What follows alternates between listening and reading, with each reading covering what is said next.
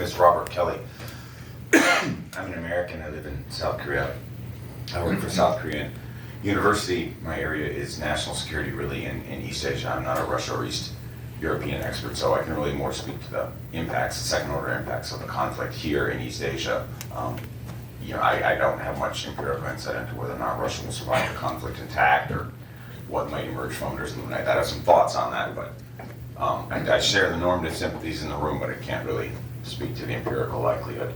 I think the primary concern in this sort of argument about, will there be an impact in East Asia, right, of the war, is that assuming, let's say, a Ukrainian victory, or at least some kind of stalemate which forces some measure of Russian retrenchment and whatever, I think the hope is that there will be a demonstration effect on China, particularly regarding Taiwan, but more generally on China's maritime pressures, right? Most of Chinese revisionist attempts seem to be on its Western maritime tier, right? South China Sea is the other one, of course, right? And some on the East China Sea and so on. But I think that's really the hope, right? That would simply beat back one autocracy on the march, and it kind of signals to others that they shouldn't do this either. This is an old debate in international relations theory, right? It's like how linked are different fronts in sort of deterrence, right? So like if we act strong in one area, does it signal strength in another area, right?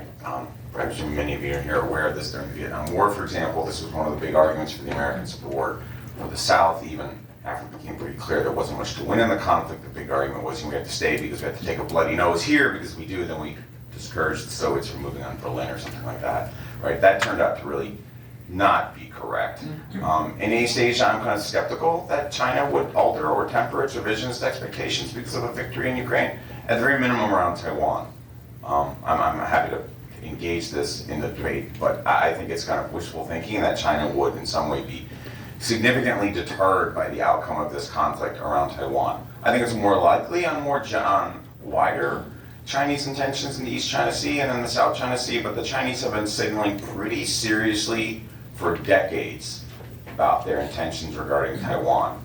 And I would imagine that would not alter because of a conflict between two powers quite distant from China. The war hasn't directly negatively impacted China that much, right? I mean, China's kind of propping up the Russian economy. It's facing secondary sanctions and pressure on its banks, which are being entrenched from Russia. But it's not really clear to me that China is carrying major costs on Russia's behalf for the conflict. So it's not really clear to me that Chinese elites would actually respond negatively to a Russian defeat. I obviously think they want the Russians to win.